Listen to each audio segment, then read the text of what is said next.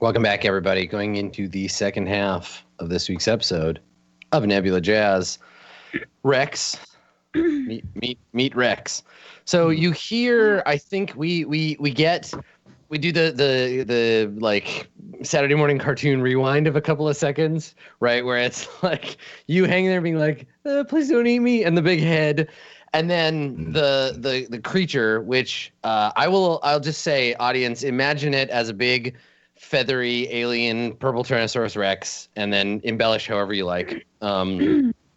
It opens its dripping maw and roars loudly at you, Artemis, which everybody else hears. You hear this terrible like sound as Rex, you emerge from the jungle. What do you look like when you come out of the jungle, right? Because this is your like welcome back from the commercial break. Here's Rex. Is it like to save the day, or are you like how do you look? You step out of the jungle, ready to leap into action, and you see the scene. But I'm more interested in the focus shot on Rex. What do you look like? So I think like she's in a small clearing. So does it roar first? Do I hear the roar? Yeah, you hear the roar first for sure. Okay. And then I hear like Artemis yelling, and Ray's just like, "Oh no!" And he's kind of like running through the bush, and you see him like stagger out, and he's just like casual. He's like in like a dirty vest, and he's just like face to face with like I guess the rear end of. Well, so you're down below. If you imagine the crash site as being kind of like it's in a. I'll do a little crappy drawing. So like there's this like green lake, and then there's a cliffside, essentially kind of behind it. Right.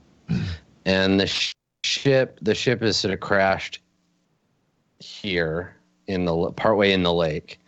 And then there's a tree branch thing sticking up out of the cliffside, like so, and then your boy Artemis is dangling from here.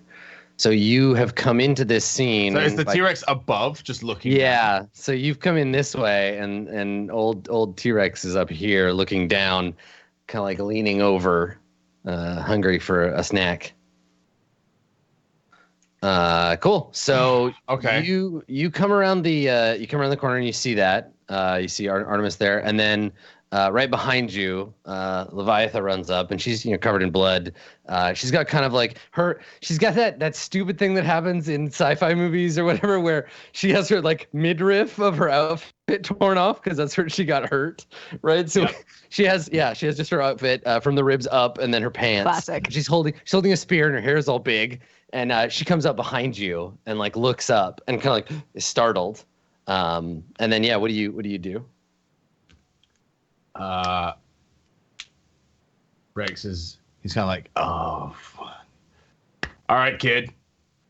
He like puts his hands together. Yeah, it's me. Listen, I need you to stay perfectly still. Okay. Don't answer me. Don't make a sound. Don't move. Just stay still. I don't think it can see you if you stay still. So and then Rex turns back and he's like, "Can it see her if she?" And Leviatha shakes her head and she's like, "I have never seen one of those things before in my life." And the dinosaur, the creature, it swivels its head back and forth, sniffing the air. Right, leans over.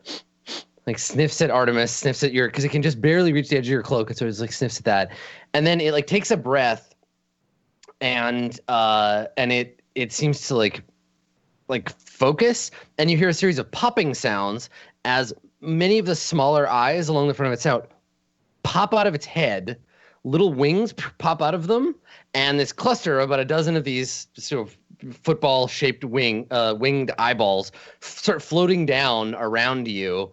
And kind of zipping back and forth, and it's just kind of like sitting there with its eyes closed up top. If Artemis lets go, does she just fall in the water? No, Artemis is. I'm not holding on to anything. I'm upside down, and my robe is like wrapped around this branch. Yeah. Rex just starts trying to find a way up. Okay. All right. Yeah. I mean, the fastest way is just climbing up to Artemis. Yeah. Rex just starts climbing up this side. Okay. So you run over to the cliff and start like climbing your way up. Yep. Okay. All right. So you're not trying to be stealthy or anything, are you? You're just like running as fast as you can. Okay. Yeah, all right. So you run over, jump up on the wall. Artemis, you notice the little eyeballs have they see Rex starting to climb, and some of them peel off from the group, and they fly nearish to you, Rex. You look over, they're maybe 2 or 3 meters, and they've sort of set up a little cluster moving towards you. They're flying nearby. And then you start hearing these high pitched like pinging sounds as little beams of light start emerging out of the eyes and shooting at you. One of them hits above you, and a spray of dirt like hits you in the face. And yeah, the rest of them, they just keep going like trying to shoot and knock you off the cliff. What do you do? Rex is just like, what the fuck? And he's like, yeah, that's right. Come for me. I'm over here, you big bastard. And he's keep climbing. Are there any looking at me? Yes. Yeah, it's split. It's there's about like I'd say there's 3 or 4 for each of you. Okay. So Rex, what do you want to do? Do you want to try to like climb like fast and dodge it, or yeah. Okay. All right. Okay. So I'm like halfway up at this point, right? Like, anymore. Leviathan is shouting from the shore, like left, up, no, down, and like what we see her like waiting for you to get knocked off. So go ahead and make a quick roll. I'll oppose you with these little eyeball drone things. Oh, nice. Good roll. See how I did. Okay, all right.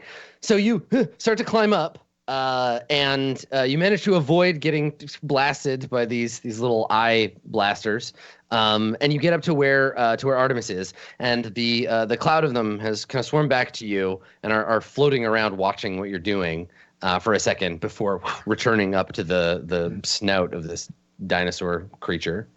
What are you gonna do? You have a second before whatever the next thing that the giant feathered lizard is going to do. Can I make it to the top?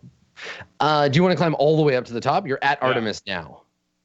Oh, I'm literally at Artemis. Yeah. So you climb partway up, and you're clinging to the rocks. You did the little rock climber thing. You're hanging on, and you're looking over at Artemis, who is upside down, hanging from the sticks.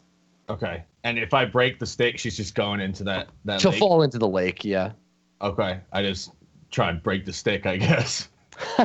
Okay. Can I just like kick it? Rex he kind of just like, he's holding on something. He's just like kicking the stick with his foot. So Artemis, you start bouncing.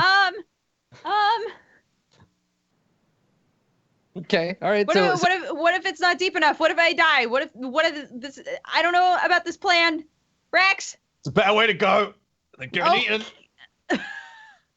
You'll be fine. Okay, all right. So you kick it a couple of times and it bends and wobbles and you're jangling around, Artemis, and stuff is falling out of your pockets into the water. And then there's a crack, and then another crack, and the stick breaks under your weight, and you fall into the water with a heavy splash. So we see Artemis fall into the water from above. There's a big splash of water, and then we get that like sudden underwater cam of like bubbles as you fall, and everything is like bright. Kool-Aid green. Leviatha runs over to the edge of the water, and you can hear muted through the water. You can hear her shouting your name. Meanwhile, Rex up on the cliff, the creature has like you've got its attention now. What are you gonna do? Do you say I'm about halfway up? You're like 2/3 of the way up, yeah. Rex just like throws a middle finger up at the creature. He's like, "Fuck you," and just kind of jumps off, aiming for the pool as well. Okay. Right. Make another opposed quick roll because it's gonna try and do something. All right. No. Okay. All right. I'll use Retired Outlaw Sharknoid to re-roll that. Okay. So this is your first time you tangled the giant space monster? It's not the first. No. All right. Okay. Oh, Oh, my no. sweet Jesus. All right. Okay. You just need a 2. Here's the thing. You're just like, hey, you jump off, and then you're hanging in the air, and your legs and arms are kind of like spinning because the thing has snapped out its tongue and wrapped it around your waist. So you look back and you can see it, and it's reeling you in on this big, long, pink tongue. And its mouth is all dripping with green saliva. All the eyes are focused on you, and it's rubbing its little forelegs together like, I'm so excited to eat you. And it's pulling you in so it can chomp on you. Meanwhile, Artemis, you have fallen into this lake. You're suddenly disoriented. It's like when you hit the surface, it kind of knocked it's winded you a little. What are you gonna do? I mean, I'll try to get out of the water as quick as I can. Mm-hmm. Okay. All right. Yeah. Okay. So you just like try to right yourself and climb up out of the water? Mm-hmm. Okay. All right. So I think I don't think that's too difficult. I think that you start getting towards the surface, and then the surface of the water is broken by an arm reaching in as Leviathan grabs you and yanks you up out of the water. So you get pulled out. You're coughing and sputtering, and you're soaked with this weird green water. And you look up and you see Rex and this thing with its tongue around him, pulling him in to chew him up. Rex, what are you gonna do? This thing's gonna eat you. It's gonna put you in his mouth and chew you up and kill you. You see, this fight has 2 apex predators, not 1. And I'm gonna attempt to bite through his tongue. I knew that's what you were gonna do. Okay, all right. Make a forceful roll. Right. And we'll see if you can bite through. You can bite through this thing's tongue. You're not gonna let me use my stunt? No, because it's part of a larger thing. Okay. That's for swallowing whole. You got 3? Okay, let's defend and see what happens. This thing's pretty tough. Okay, we're tied. Do you have something that you can use? Yeah, I'll use table for 1 because it's right. You're eating it. I'm eating it. So tuck your little bib in. Yeah. All right. So is this just like in one bite, or do you have to like bite it and chew it? It's like it's pretty gristly. Have you ever eaten a tongue? Yeah, he's going at it. He's going at it. Either he lets go or I bite through the tongue. Okay. All right. So the first bite, it's all just like muscle on top, and then the second bite, you manage to get through it. You come up with a chunk in your mouth. There's blood all over your face, and it roars. And I think it like pulls you in more. And you manage to bite through its tongue. It lets go of you, but you've got your feet on its bottom jaw, like you're in the bottom of its mouth. Right. Because it's pulled you in, but it hasn't eaten you. And Artemis, what are you and Leviathan gonna do? I want to take a gamble here, and I want to yell at the creature to stop. You're like, hey, stop it! What is that? Yeah. Like, arms or? Yeah, I'll just like, hey, stop, put him down. Because my logic being that we were like master geneticists and we wouldn't have created creatures that we couldn't control. So I'm like hoping that maybe if I yell at it in Mingasi, it might stop what it's doing. I think it's a smart plan. Circumstances indicate that they dictate you're gonna need to make a roll. Right. Let's have you do that. So let's see. You're being flashy. You're trying to get its attention. Say difficulty 2. That's Dang a it. -1. That's a number. That's certainly a number. Shoot. I want want to try to re-roll it. Okay, what are you gonna use? Hopefully, Mingasi urchin. Yeah, it's the Mingasi part. Okay, you can try to re-roll. Good luck. Never mind.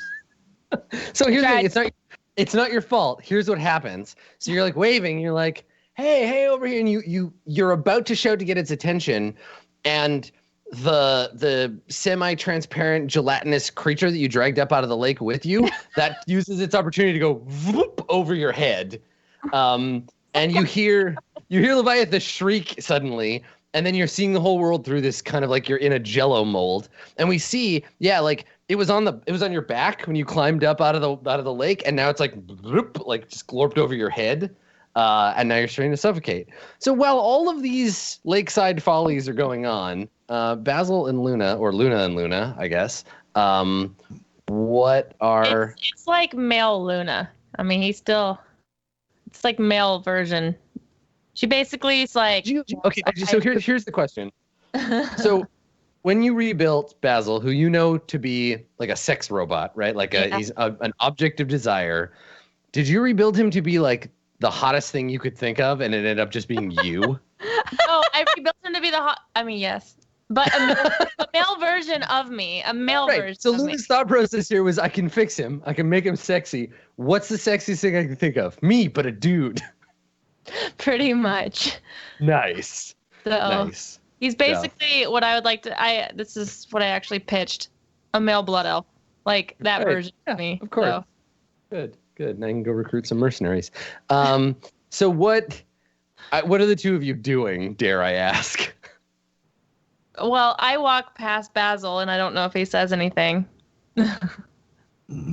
Basil gives you the worst stink eye a droid can give a sentient.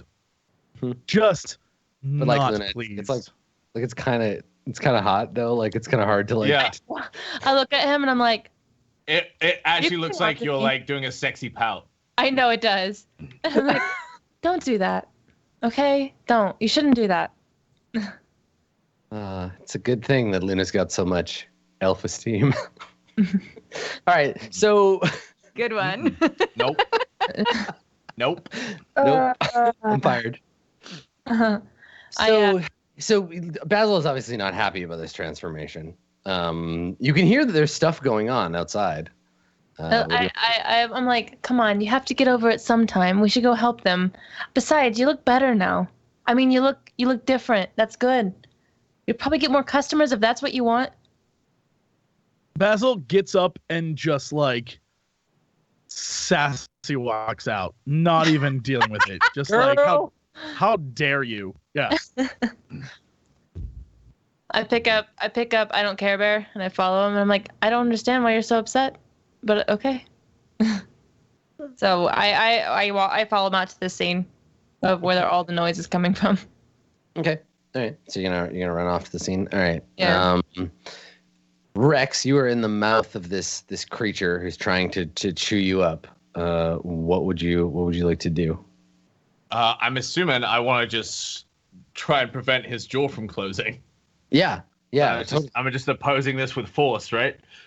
Yes. So he's gonna try and bite you, and then I'll give you an opportunity to do something. Okay. So yeah, you defend with force. Yeah. So his jaw comes down towards you. You grab one of his teeth as he tries to spear you. I got a 6. Jesus. Okay. Well. Let's see what we can do. Okay. I will use a fate point. Mm-hmm. Okay. And I will use retired outlaw Sharkanoid.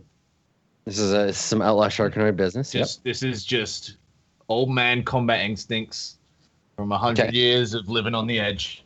So that's the thing. I think I'm finally gonna use one of these injury freebies against you. I'm gonna use shocking betrayal. Yeah. And I think like you just came out of a bad crash and you were horribly electrocuted by the ship's engine, and you know your giant monster fighting muscles are not as good as they used to be.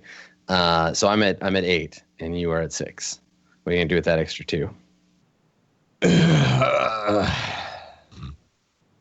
You've got all your stress available and your mild consequence. So Yeah. I'd take 2, I guess. Oh yeah, and you changed yours to tentacle trauma, right? Okay.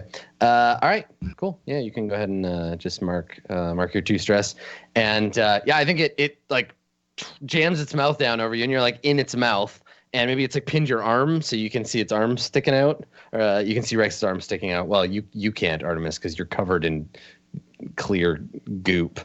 Yeah, exactly. And it's like trying to get in your mouth, and you can see through reflection a very confused and concerned Leviathan trying to pull the goo away from your face.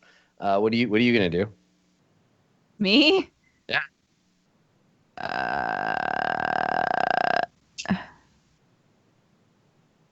I was able. It didn't. When I was in the water, it just felt like normal water, right? Yeah, I mean it was fluid that you were submerged in. I want to dunk my head back in the water. So you just trying to throw yourself into the water. Okay. And hope that like maybe that'll make it easier to like peel it off of me because that's where it was before. I don't know. That's all I could think to do. All right, so you throw yourself back in the water. Leviathan just reaches out after you, like, where are you? Oh, and then you throw yourself back into the green, and now everything is green, and you couldn't breathe before, and now you extra can't breathe. And yeah, the thing is just like weighing you. It seems to get heavier, and it's like weighing you down and kind of dragging you to the bottom of this lake. Cool, that didn't work. Yeah, it super didn't work, but yeah, it's I good. was hoping it would like thin it out or something, and I could like. Yeah, totally. Yeah.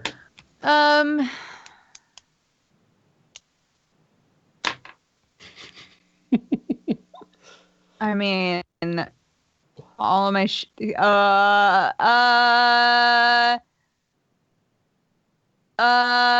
okay. Here's a pitch.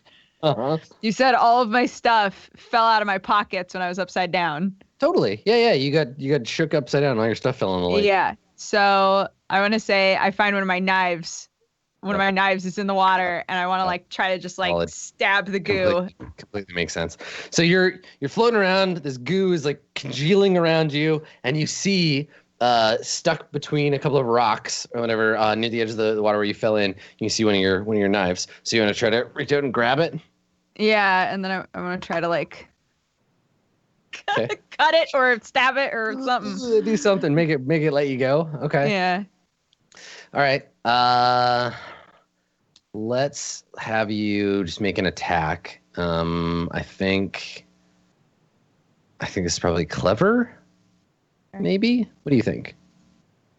What approach do you think? Yeah. I mean, in my mind, it's very frantic, but yeah, I thought to grab something. So I guess there's totally. that. Yeah, I think that's more the case. So let's go ahead and roll. Yo! Damn, so clever. Nice. So clever. Okay, so you're like reaching out, and this thing is slowly getting more heavy and solid and dragging you down. You manage to get your fingers on the edge of the blade, and then you touch the handle. You grab it, and what do you do with it? You just like jam it into the. Like if you ever played with silly putty, you know how with silly putty, if you like make it really taut, you can just like snap it. Uh-huh. And so I want to like try to pull it as far away from me as possible, and then just like do one of these. Okay. All right.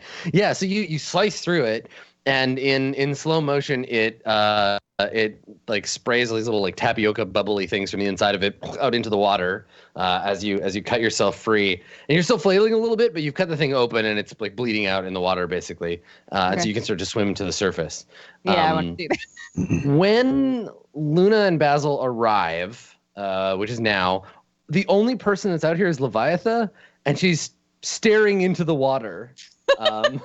And there's a giant like purplish Tyrannosaurus feather beast thing up on the cliff. But that's what you see when you come around the corner. What are the two of you gonna do? I watch for now. I just watch. Basil is just confused beyond. I don't know what anything. I don't know what this is. I don't know what's happening. Mm-hmm. Okay. All right. Leviatha turns to you and she shouts.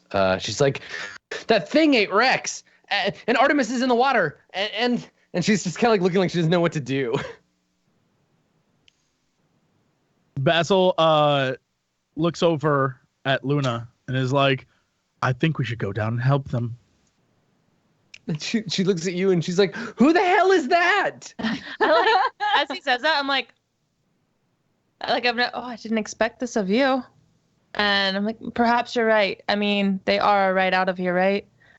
It's true. And Basil like looks at his arms and then back at him. He's like, "I'm a new person. We should help them." What a good way to look at this. You help Rex, I'll help her. How's that? Wonderful. And Basil starts to walk down the hill. I assume Luna is with him. Yeah, I walk. Yeah, but I'm gonna veer off towards like the lake, and Great. you go towards. Basil pushes you into the lake.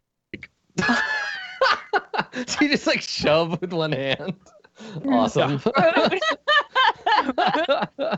And as I do, I like trip into the shallow end, and then immediately stand up and look. I'm like, Well, let's see how hard you God. fall. Okay. So how far do I fall? Oh, Basil God. pushes as hard as a droid can push. So you like So pick me up and throw me, pretty much. If it was possible to do without actually having to pick you up and throw you, yes. I Whatever think that it's is. like a hard sudden shove from behind when you don't expect it. Okay. So Basil, you can roll forceful, and Luna, I think probably roll quick. Yeah, because it's about getting out of the way. Okay, so Basil got a 1. Luna got a 2. I want to use one of my things. So now keep in mind that Basil. I want to use everything I can. Yeah, I was gonna say. So keep in mind that Luna actually has a 4 because Luna has a +2 to avoid getting horribly mangled by the awful shit that you do. But you do have three. You both have 3 fate points. What would do either of you? So that puts us at 1v4. So do either of you want to spend fate points? I want to spend every fate point. Okay, it's fair. Okay. I use just Gigolo because I'm just an elf Gigolo now. I use Slay the Meaty Ones, and if only I use all of my abilities. That's all true. of They my all aspects. kind of apply here. Every single aspect. Okay, so that puts us to 7 versus 4. I'm gonna use my prepared for failure. Okay. Yes. 'Cause Sure. I'm prepared. I kind of sense this happening because I can sense the hostility, and then I'm gonna let him push me. I'm gonna Okay. let All him right. push me. So. All right. So you get shoved hard from behind, Luna, and just go flying into the water. So suddenly, 1 minute you're standing on the thing, you're walking down. The next minute, you're in the water. Yeah. Cool. What are you gonna do? Take off my clothing because it's weighing me down, man. It's weighing me down. I got like a lab coat on and stuff. I'm gonna keep my satchel on, but I just start taking off my lab coat. Like I'm trying to stay up above the water. So my goal is to keep my head above the water so none of that shit gets on me. Sure. What game are we playing now? What is happening? I can't take off my undies, just my lab coat and the basics. It's like we hired a guest director for this episode, and just they're like, you know what?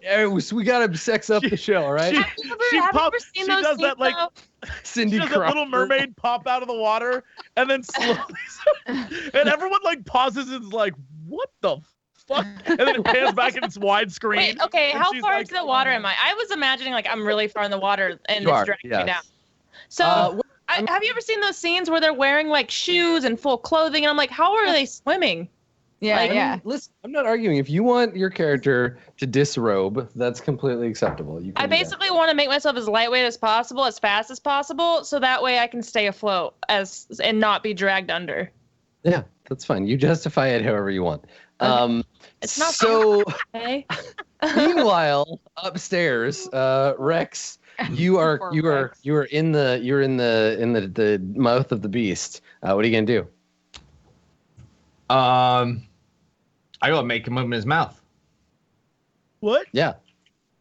So I guess Rex reaches down and he pulls out the old boot knife, and he just wallops that in the roof of the mouth. I guess. Yeah. Totally. Okay. Yeah. So you can attack. That's definitely an attack for sure. That's my attack. Okay, and that sounds like forceful, and I will roll to resist. Okay. Cool. Yep. Good. Hey. All right, so we're tied, but you don't have any more points. I don't have any more So points. you get a boost. What do you want to call your boost? Like something about it can be something about like how you are armed now, or about how I don't know. What do you want to call it? Tooth and nail. Nice. Yeah, that's a good one. Okay, cool. Let me add that for you. Cool. All right. So tooth and nail, and you don't. You hit it, but the inside of this thing's mouth is like armored. So you take out your knife and you stab it, and there's like sparks when you hit it, and they like bounce around inside. And and then the thing opens its mouth, flips its head back, and like throws you up in the air so that it can chomp you with its teeth again. Okay. So you get tossed up in the air, and I'm gonna attack you. All right, and then you tell me how you defend. I'm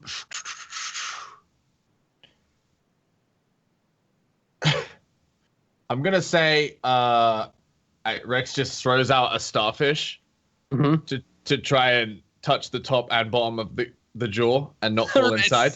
Okay, all right, sure. So that sounds quick to me because you're not trying to like punch it or whatever. All right, so. yeah. I only got a 1, so. Okay. Nice. Okay. Cool. So it tries to snap you, but you grab its top and bottom jaw, just and then by like the roll nostrils. out. Yeah, it like throws you aside. You get thrown into the bush. You slide a little ways, hit a boulder. There's some ferns that you land in, and then you stand up, you get your knife in your hand, looking all Crocodile Dundee, ready to fight this guy. Meanwhile, downstairs in the water pit, Artemis, what are you gonna do? You want to swim up to the surface? Yeah, I'm trying to get out of this water. Okay. All right. So you splash out to the surface, and Leviathan is there to grab you and pull you up out of the water. And she turns you around and is like patting you down, and she's like, I think it's gone. What the hell was that thing? And she points and she's like, who the hell is that? What's going on? I hate this planet. And you turn and you see like sexy man Luna walking towards you. Basil? What are you wearing, sexy man robot Luna? Nothing. Yeah, I kind of figured. Yeah. Yeah. You're still covered in your own like cyber blood though, so there's just like this weird like fluid all over you. Oh, well, my face and part of the upper half of my body is like a finely chiseled green elf man. And the lower half where she stopped working to go save everyone is like the welded together pieces of a half-assed composed robot that just does not look like it. It looks like it's like Arnold Schwarzenegger at the end of either of the Terminator movies. Yes, except only the lower half. Yeah. And so there's no internet. There's no dingle dangle down there. It's just robot. Like don't worry, internet. We've framed all the shots so you can imagine it if you want to. There's none. It's just that just weird top of the bucks. That's what we see. Mm-hmm. Oh, she did. Luna did put that there. She did finally craft an incredible ass. Right. It is a perfect ass. When I was poking around, I was like almost disappointed. I'm like, really? There's nothing? There's just nothing? And so I was like, yeah. Listen, he was in a terrible currently space there's attack, nothing. Yeah. My junk got blown off in our explosion. But trust me, it's lying on the spaceship it. somewhere. But I don't know that. When I got there was nothing. So I at least gave you a nice butt. It's like a Ken doll right now. It's like that weird, like flat and then 2 legs going down. Even I even as you promise were you. like standing up, I was like, yes, this is nice. Yes. Oh yeah, no, the butt I promise is- you, I had genitals at one point. They're around somewhere. Yeah. Good. If you'd Doubt like, it. I can show you. They're back on the ship.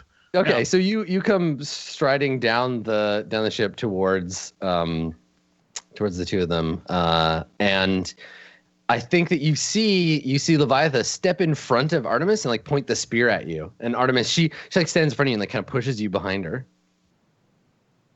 Basil, I assume you're like the only robot around here. Yes. Okay, we're fine. We're fine. It's fine. And you know when you turn to her, she's growling like a dog, like she's growling at him. Basil, and you're what like, happened to you? Don't ask. Where's Rex? yeah, Suddenly so- realized, like, yeah, snap back. Rex, you were picking yourself up off the ground. You're at the base of a weird blue palm tree, but you see the thing turning its head towards you, coming in for another attack. What are you gonna do? Run. Yeah, you're just gonna run off. Yeah, I'm gonna try and jump from the top of the cliff again. Nice. Okay, so you're running towards the cliff. You want to run past it and then jump off and like dive into the water. Yeah, maybe even through its legs. Mm-hmm. Okay. All right. So I think it'll try to bite you again as you go by. But Okay. You roll quick to try to sort of juke out of the way. And if you beat it, yeah, you'll get past it. I got a 3. So here's the thing. You start running towards the edge and it sets up for that shot, right? Where you like juke past it and it like snaps the air and you run on the other side and you're running in slow motion and you go to get to the edge and you go to jump and then it just gets you and you just disappear. Like its jaws just close. I'm like out over the edge. Yeah, out over the edge. That's what Yeah. everybody sees, right? You start pinwheeling your arms as you You leap just over the see edge. like this beautiful silhouette of Rex as he like dives out over the cliff in slow motion and then just like a jaw just pulls him back. Well, so there's the answer to your question, Artemis. Yeah, you're back in its mouth. Here you are. What do you do? You see that this thing just like snapped him up. I start running toward the cliffside. Okay. All right. Well, Leviatha runs after you. So the 2 of you start heading up that way. Meanwhile, Luna, you got shoved really hard into the water. What are you gonna do? I'm gonna try and swim out. Okay. All right. Robed or otherwise?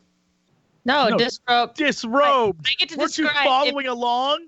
I'm just checking to make I'm sure. trying to quickly get out of there, so I disrobe so I can swim out before the stuff inside the water. I don't know what's in here. Let's see if you're faster than whatever's in the water. Oh god. Make a quick roll. Damn. You're all right. Yes, 3 is sufficient. So yeah, you get thrown in the water. You pull yourself free. You pull yourself up onto like a rocky, there's like a little island in the midst of the pond. What do we see? So you just, unlike the movies, Hollywood. As soon as I'm in the water, I'm like, oh god. Right, only realism here on Nebula Jazz. We are I can scientifically feel accurate. myself going under, so I start disrobing, and then I start swimming out. You know, like a scientist would swim out. I don't know how that is. Whatever. And as I'm walking out, you see me walk out, and I do have like white undies on. I'm not naked. Okay, this is PG-13. And I just have like green, like goo, moss, whatever it was, just like hanging over the essentials. Of, Right. like, Well, I'm what's not funny, looking the like thing is, Tarzan, like Jane. but like, the thing is, what's funny is that the slime creatures that live in this pond are clear. They're transparent.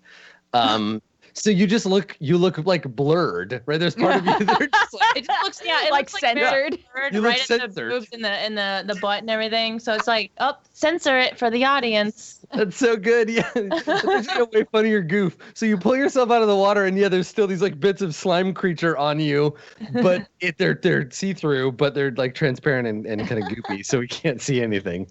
Amazing. Yeah, and I think we get the sun kind of coming down through the trees above you as you pull yourself up onto this. And I rock. immediately like grab this spear that I find, and I walk towards the T-Rex and where everyone else is at. So now I just look like I'm a part of the jungle, man. Right, just a weird naked elf lady running around in the jungle. With All my right. sigil. Yeah, so you grab you grab a piece of debris, maybe a chunk of the ship that was on the rock that's sharp and you could use as a weapon. You pick it up and with a couple of graceful leaps, you head for the shore. So Rex, here we are again. What do you want to do this time?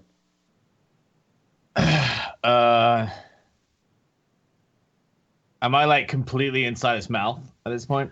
I think there can be some struggle, right? Like it's probably got it's trying to get you in its teeth, and so you're holding its mouth and like moving around. You grab it, use its tongue to position you. It's basically just trying to chew you up, but you're still alive, so it's having a hard time. I already bit his tongue off. That's true. Yeah, there's a lot of blood in here. Yeah.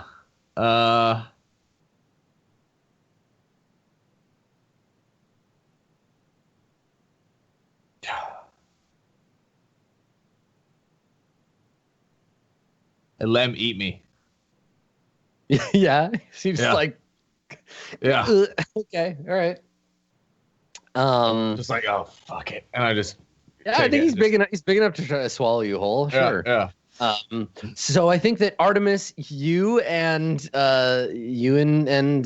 Leviatha get to the top of the hill in time to see the thing throw its head back, make a couple of aggressive swallowing noises. Its throat kind of like swells a little bit, and then it just burps loudly, and looks over at you, his head cocked. I yell, "Spit him out!"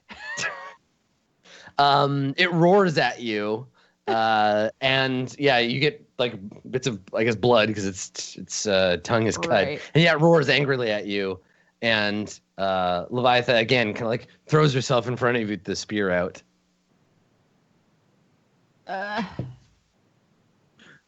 Basil's like, with any luck, it'll eat me and put me out of my misery.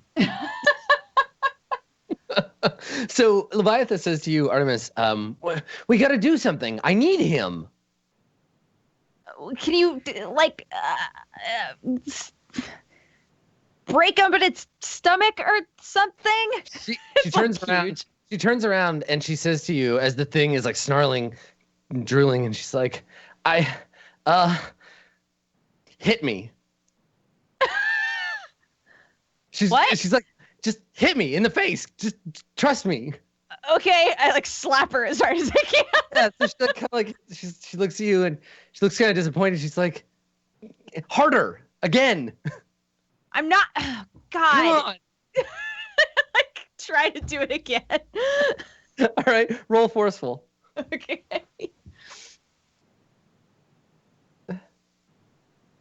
I got a 2. Okay, two's pretty good. All right, so the second time, yeah, you smack her in the face, and she like puts her hand up to her lip, and she's got like blood on it, and she looks at you, and she's like, and then she backhands you really hard, and like knocks you over, and runs past you towards the T-Rex. So yeah, she looks at you for a second, and then growls and just wham, hits you in the face, knocks you over, and then towards the just fucking like knocked out instantly. Jumps at it, and you're just like lying, looking at the sky. Your ears are ringing. Basil punches Artemis in the face too. What Are you up here with us? Yeah.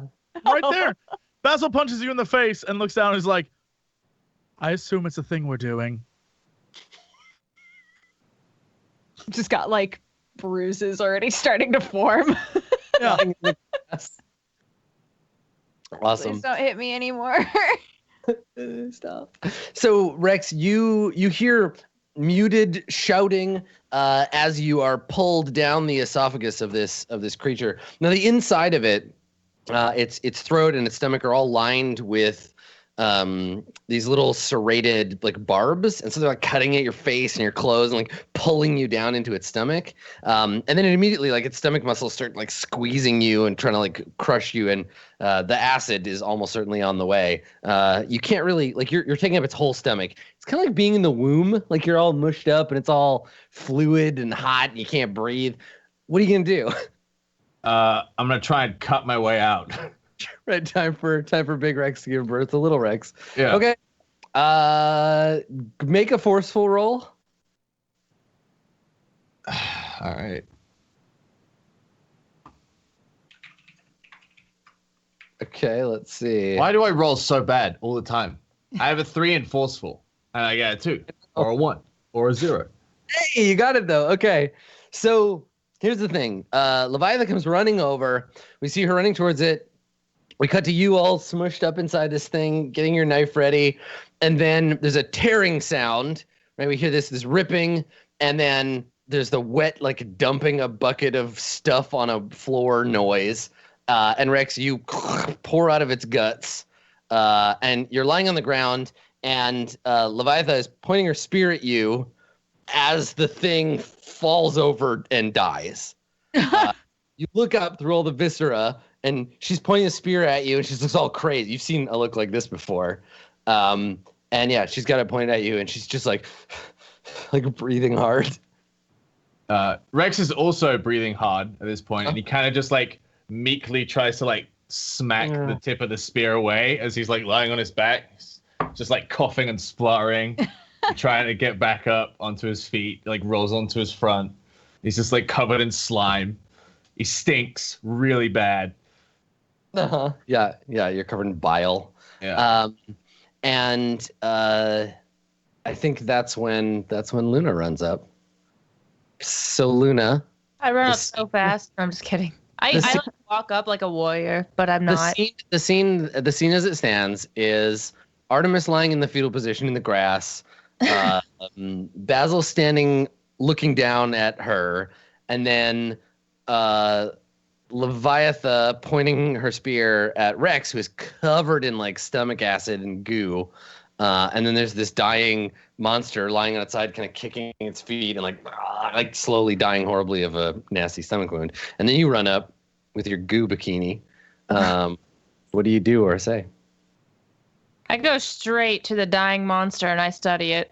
I don't even say anything. I don't touch anyone. I don't care. I go straight to the monster. I'm like, it's very interesting. I've never seen this before. And I like reach into my little satchel and I just take out this knife and I just start cutting into it. Like popping out eyeballs and shit. Yeah. I actually cut out a tooth and put it in my satchel. Okay, make a you got a plated mouth. You got a stunt for this. Yeah, it's pretty well defined. But go ahead and make a careful. You're gonna examine a cadaver.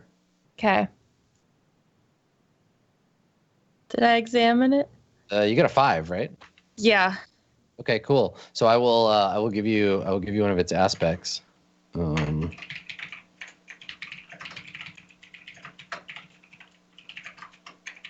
right, it is a genetically engineered Mingasi monster. Everything about it is like you look at it and it's clearly a genetic like creation. Someone made this thing. It is too symmetrical.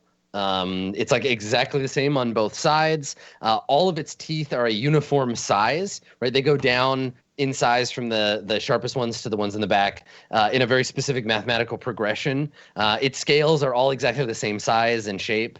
It's too perfectly made. Yeah. And I have like its blood all over me, and I'm like, the perfect specimen. How interesting. And I just like I don't even notice, and I like start to walk over to the others now with blood just all over me. Yeah, I mean, you've been working, so you probably have like a surgical mask on and very little else. Yeah, so I'm just like, do you know what that was? So Rex, you've pushed Leviatha's spear out of the way, and like you stand up. Okay, so she's just like kind of breathing hard, leaning on the spear a little bit, and like looks at you, and she says, "Not bad for an old man." He is like on one knee. He like throws his hand out for her to help him up. And she just looks down at you with disgust, like, I don't think so. He like gestures at the knife and he's like, "You want the same treatment?" She looks at you, and she looks back at Artemis for some reason, and then turns her back on you, and like just walks away, like walks out to like look at something in the jungle. Rex like grabs the slimy knife off the ground, and there's like a scraping, and he gets to his feet, and hands on his hips. She's like, she's like breathing really heavily. There's no talking.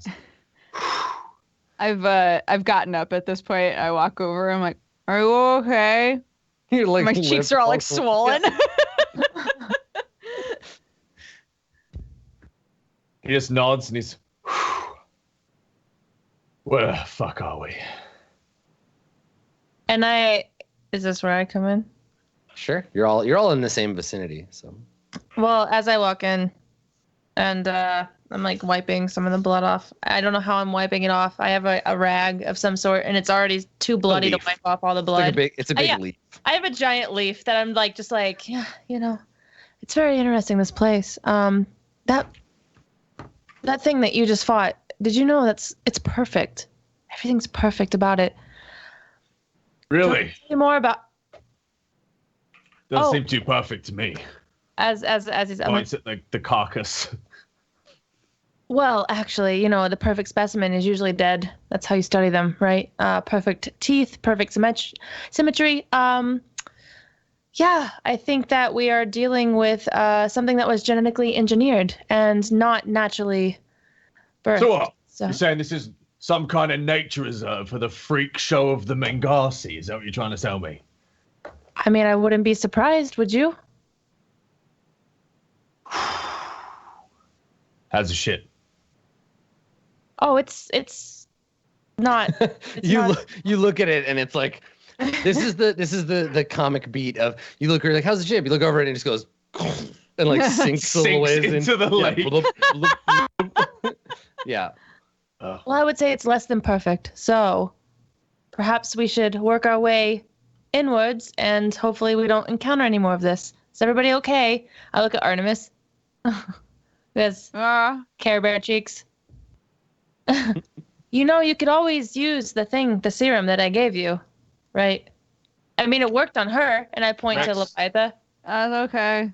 Yeah, Leviatha's out in the brush. Oh, Rex is surveying the group, and then he immediately double takes when he sees Basil, and he starts laughing. What did she do to you? I thought I had it bad in there. Look at you. Oh, that's livened me right up there. Okay. All right. Come on. Let's invigorating. Come on. He does one of these and he starts walking in a generic direction. Yeah, I'll follow him. He's still laughing as you hear him walk into the distance. Oh, that's so good. Basil under his breath is like, I could kill you all. Awesome. So we wipe on that scene, and everybody is back in their usual costumes, except for obviously Basil, who is still half elf. Ha! You're a half elf. And little DZ joke for you there, kids. So you're sitting around like a sci-fi version of a campfire. Someone's got a little lantern that's glowing, and you're all sitting around it in the jungle. So it's all dark, and we can see all these dark jungle-like plants. And the one of the many like moons is up above you, casting some bluish light down. And there's chirping of insects, and so everybody's you've got some like downtime around the fire. The little simulated fire thing, and and I think that Leviatha she's just like sharpening this spear thing that she had, and she looks. Simulated fire be like a hologram fire that I set up? Yeah, if you want to. Not sure. a real, because none of us know how to start a real fire.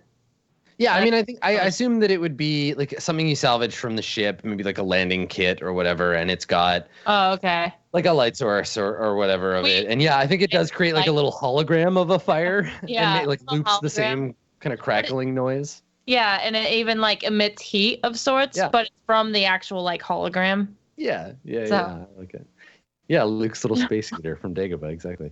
Yeah, so Yeah, you're all sitting on the- there's like a little first aid kit in there that has a cool pack. I've got it against my face. Yeah. So I think you have this thing. You look over at Leviatha, and you catch her staring at you, and she like looks away and like snarls, spear. And what's everybody else doing? What's the mood around the campfire? Basil is working on Don't Care Bear in the background. Okay. And you hear it making weird noises. Okay. Sure. All Rex right. is you see like a big chunk of space dinosaur tongue on a stick, and Rex is turning it over the fire, So tasty. cooking. Okay. He's cooking it up. Because, I mean, that's going to be a delicacy. You guys are going to appreciate that. Hot genetically engineered dino tongue. Yeah. Mm. He's just giving that a little turn every now and then and kind of kicking back. I took a vial of the monster's blood, and I'm just sort of like looking through it. It like the fire's on the other side, so it illuminates a lot better. And I'm just studying, like, and I'm just thinking about how I'm going to use this for my studies. No, it's cool. Just inject it into yourself. It worked great for the healing church. It'll be fine for you. You'll do great. No, I'm not. Hey, let's not talk drastic here. I just like in the future, like, how can I use this for? Nobody knows about. Okay, you know what? Secrets. Being quiet over here while Basil plays with I Don't Care Bear. You know. Mm-hmm. Yeah, I'm just like sitting on the ground. I just kind of look like a big pile of rags. Just like sitting on the ground with the ice pack against my face, so kind of like falling asleep. So it's just a quiet night. Mm. Okay. I mean, I would imagine after today, it's gonna be pretty quiet. Sure. Okay. So what's the plan when you wake up? Like, where are you gonna go? Because you're on this weird jungle planet, and God knows where anything is. Well, Rex is really the only one that knows what we're even looking for. Yeah. No. Sure. Yeah, Totally. sure. Sure, totally. No. I took that as a yeah, no. Where's Leviatha again? She's there. She's like just hanging out, sharpening her spear, trying not to look at Artemis. The morning begins in single file through the jungle. Rex has torn up his shirt and fashioned a bandana on his head. Nice. And he's using his rather large boot knife as a makeshift machete. He's a to chop through goddamn the sexual brush. tyrannosaurus. Yeah. And he's covered in cuts from the maw. Yeah. But they're on the mend. And Can so is his spirit. Yeah, well, never mind. No, I'm just, I just wake up. I do my hair, get it all nice in a bun, and then put on my lab coat. Mm-hmm. So I look completely out of place in the jungle once again. Yeah, that's fine. Yeah, that's fine. So yeah, you set out the next day, and I guess Rex, how much of this is like Rex being like, all right, let's go, and letting everyone believe that you know where you're going, or do you stop and say like, okay, I don't know where we're going, let's figure it out. Rex has acknowledged he does not know where they are, but there must be some kind of structure for how they maintained this reserve. Yeah, and I think because this isn't like bullshit Dungeons and Dragons, I'm not going to be like, all right, well, let's roll for some random encounters every day. I think we just jump to that place. Like, obviously, everyone knows there's got to be something like that. Right. So this scene could be sometime later. Everybody has been walking away from the ship for a long time, and we see you come out of the jungle or come out of a patch of jungle and look down into a deep kind of jungle valley and there is a like a Mingasi like ziggurat thing down there, a big step pyramid. It's maybe like 60 feet tall. Takes up a big section of the bottom of the valley, but it has seen better days. It's overgrown with these strange like electric green and deep blue vines that kind of crawl all over it, and it looks like a ruin, is what it looks like. It's just sitting kind of dead at the bottom of this valley, but it's the first thing like this you've seen since you've arrived. And yeah, I think that you come up to the top of the valley's edge, and you can see it maybe like a day or two down the pathway. Okay. Cool. There's just a long climb down. Yeah. Okay. So before you go down, I guess they let Leviathan lets everybody except Artemis start down the path, and then Artemis she like grabs your sleeve before you start down.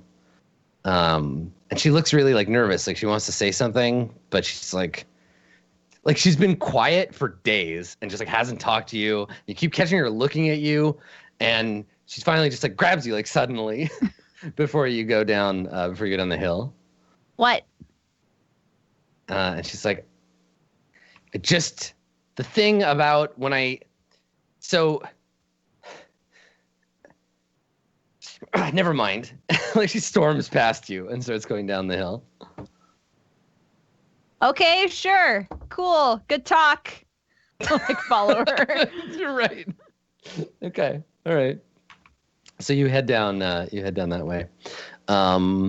So I think we cut to the outside of this pyramid, and now you're in kind of in its shadow, and it is an enormous, would have at some point been a beautiful structure, somewhere between like a facility and a temple.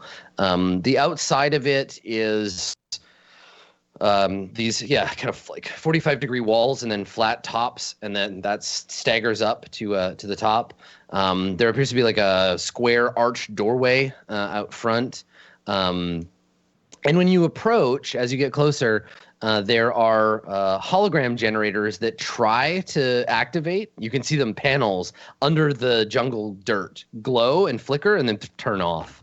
If there is a power supply to this thing, it's being interrupted, or it's broken, or it's dying. But it tries to like activate some kind of like warning or security system or something, but it flickers and then goes off as you approach. Is there like an obvious entrance in front of us? Yeah. Yeah. There's this huge archway with a big metal door. Okay. I'll like pat Rex on the arm and say, should I go first? Or Oh, you shouldn't go first. Stay here. this whole time it's been, hey, you're the gold girl. You do it. I'm just asking. I got this, all right? Okay. Leviathan says to you, Rex, she's like, I'll watch her. And she like looks at you and then like looks away. Like, whatever, shut up. Rex is like audibly confused. Like he's Like you go to the and she starts to sputter an explanation, and it's just like. But as she says that though, I'm like, no, I think it'd be best if you went with him. What if something's inside? He's gonna need someone to help him fight it, right? And you're a fighter, are you not? I mean, if you're not, I'm sorry if I mistake that, but I can watch her. I mean, I'll keep her safe. I don't need to be watched. I'm not gonna like run off.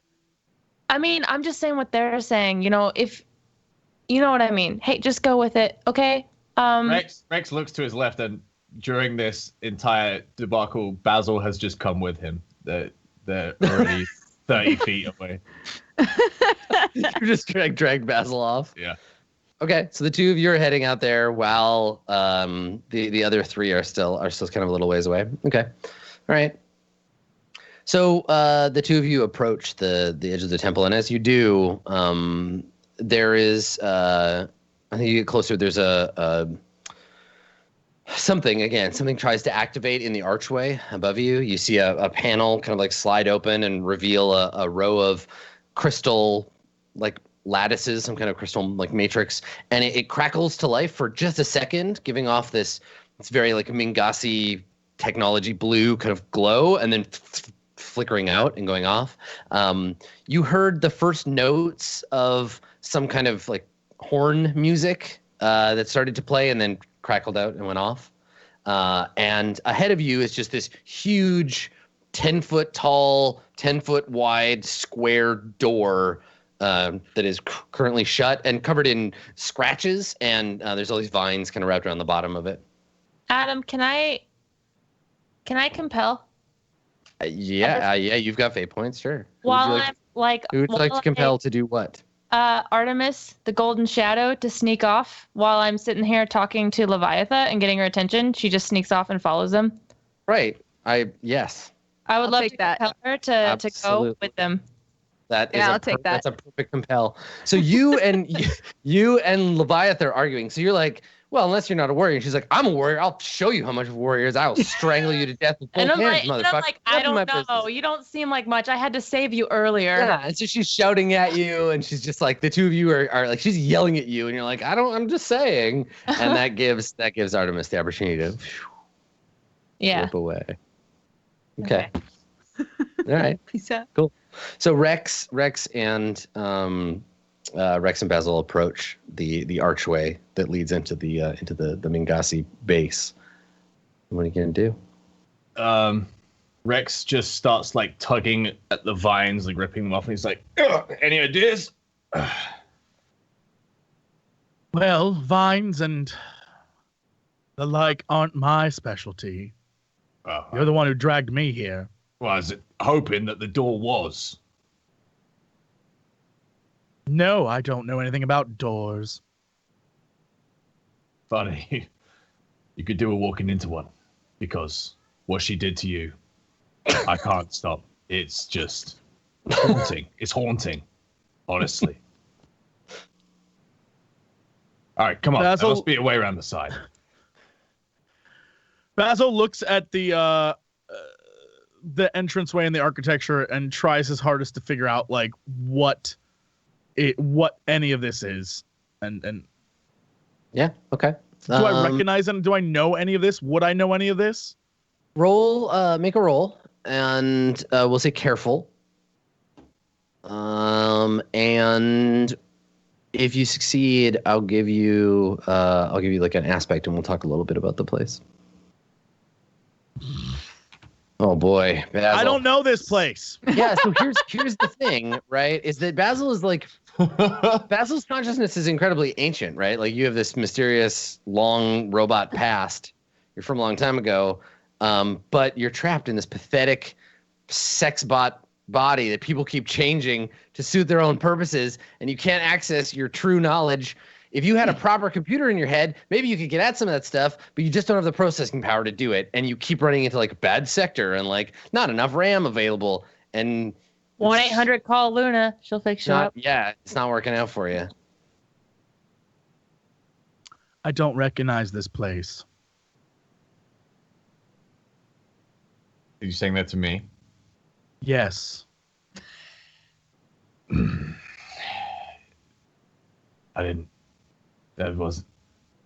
I wasn't asking if you'd been here before, Basil. We need to find a way inside. How would I know where the entrance is? I don't know. You're a robot. It's robotic.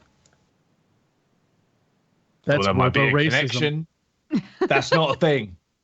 It is now. And he looks down at his You little, just invented he it. looks down yeah, he looks down at his don't care bear, and out of its mouth comes the voice of Penny, who says, "Robot racism."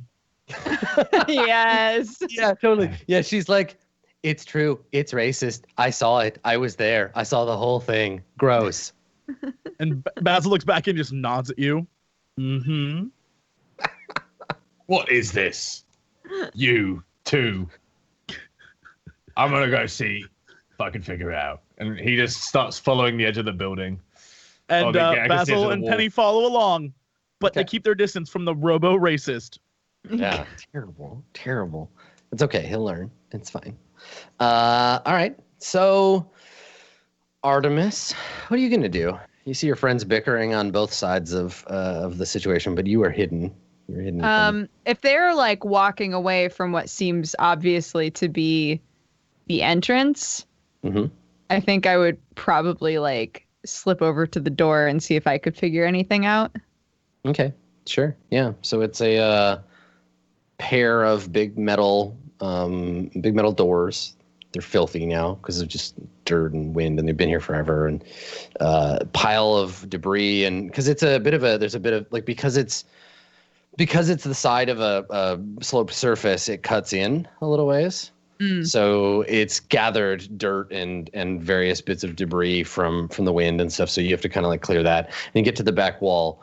And the system struggles to do something when you get there. The light above kind of glows. You hear a few trumpet noises, and then it powers off. There's a big door in front of you. Can I try to just open the door? How? If there's no handle, I'll try pushing it. Okay. Just like doesn't do anything. There's no panels anywhere? That you can see, no. Okay. Do I see any writing? There's an inscription above the door. But Says speak friend and enter. Got it. Yeah. It says melon on it. But no, it's covered in vines and dirt, right? You have to climb up there and clear it off. Okay. If I hear them continuing to like walk away, I'll like I'll try to climb up one of the big vines and then like. Okay. Yeah.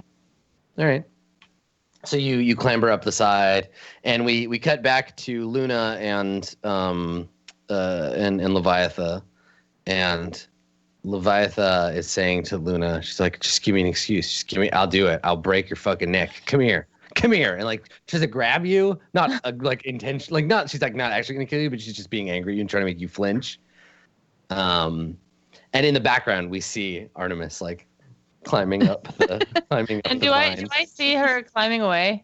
No, okay, she's snuck away from everybody. Well, when she's gone and we don't see her, I'm just like, as she's like, I'm like, and I look around and I'm like, wait a minute, you let her go. I thought you said you were gonna watch her. And she turns around, sees that Artemis is missing, and she turns around back to you, and she's like, this is your fault, and shouts, she's like, Artemis. And Rex, you and Basil, you're on the side, so maybe you don't hear what she says, but you hear a shout from the other side. I'm just like, wow, are you sure you're a warrior? I can't believe you let her go. Like, not only did you not protect her, but you didn't even go fight the big fight, like if they encounter one, and now you're just here yelling. Are you sure? Seriously gonna murder you if you keep doing this. I walk away. I just like walk away, shaking my head, like I can't believe this. Spear through your back. So she shouts, Artemis, do you say anything when you hear your name? I'll freeze, like, oh no, was I caught? Right, like a gecko. You're just like stuck to the wall. Yeah. I mean, make a roll sneaky. We'll see if you can. Did I give her a character sheet? I think she has one. Yeah, she does. Okay, I'll get a +2 on this, right? What is your? Oh, because you're on your own. Yeah. Yeah, totally. Okay, so I'll have 3. I'll roll her clever.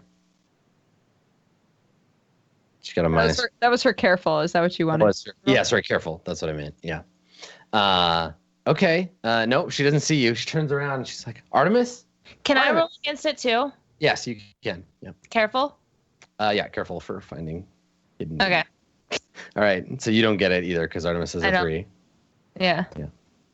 I'm okay with that.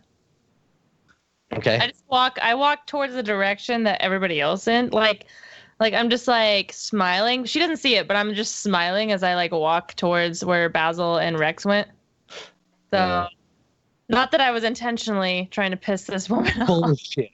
Bullshit. That is 100% what you were trying to do, you dick. But she's really easy to gauge, and she got pissed really fast. Of course.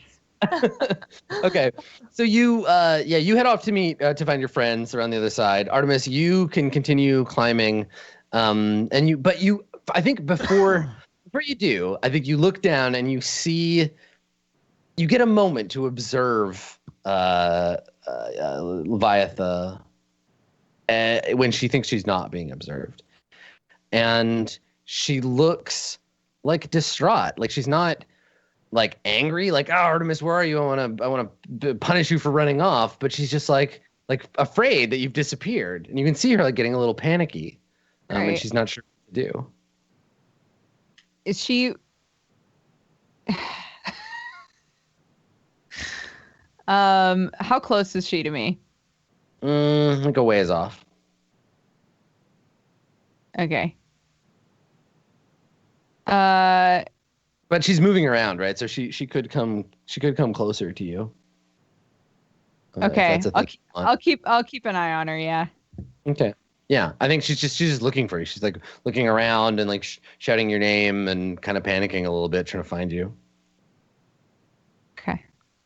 Okay. I'm almost to the top, so I can like. Yeah, exactly. So you just want to keep climbing. Thing. I want to just finish what I'm trying to do. Yeah. So you pull away the vines, and the sign underneath. I think that it says, I guess it would say like Ambrosia Complex and then a number. So this is like one of many of these Ambrosia complexes. Okay. I'll like slide back down and just kind of huff.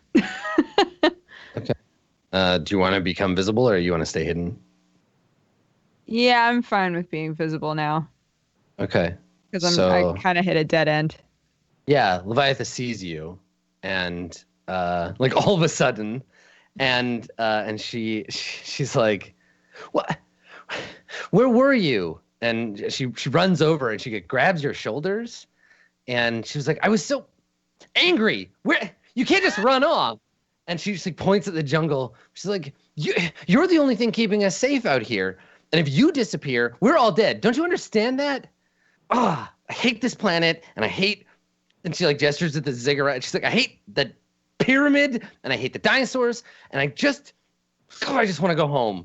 And she like stomps away, but not too far, right? She sounds like a little way and then stops. And I just let her get it all out. And I'm like, okay. And she turns around. She's like huffs. "Did you find anything?"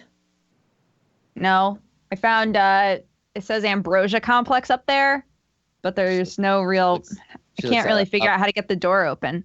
She looks up at it, and this is when the other group, like you've made the cycle around, so you're coming around the other side. Is there something that Luna? Did you want to talk to them alone on the other side of the pyramid first, or is it okay that you all kind of? No, I like as those two are coming, I also come into the group. So I think we all meet at the same time. Right. Okay. Yeah. So you're like, it says Ambrosia Complex up there, and she looks up at it and then looks down, and she's like, "What the hell does that mean?" I don't know. I'm just trying to find information. And she says, "Well, how do we get in?" So far I've tried pushing, and that did not work. So open. I yell open and Mingasi at it. And when you like yell at it, the same like flickering happens in the light panel above the door, and then it goes off. Hey, that kind of worked, right? And I make a joke and I'm like, try it. Yell louder. Me. So. Could we work in tandem? Could I try to short circuit it while she tries to communicate with it? So you haven't been able to find any like there's no access to the whatever is powering this thing. you don't like you haven't been able to find anywhere that you could plug into to do the short circuiting. Okay. Yeah, it's like a big stone block. Could we climb this ziggurat? Like all the way up to the top? Yeah. Sure. Like We can't go over the wall, right? It just keeps going up. So it's if you look at it from the outside, like if you're looking at side on, it's like kind of shaped like that. Mm. And then the door is like cut into one side. So because there's vines and crap all over it, yeah, you could probably try to climb up onto the top. Okay, I'm just gonna start climbing. I really don't think this is a good idea. Are you sure you Break can't see your anything goddamn else at neck. the door? What do you mean? You can't. We don't have any other ideas. What I if mean, what we need is up say there? it obviously worked. You spoke. Yeah, in but your it's language broken. and- It's busted. It doesn't care how much it likes my voice or whatever. It's not going to open. Have you never picked up a book? You said open. Have you tried Open Sesame? What is that? Just have you tried Open Please? Open.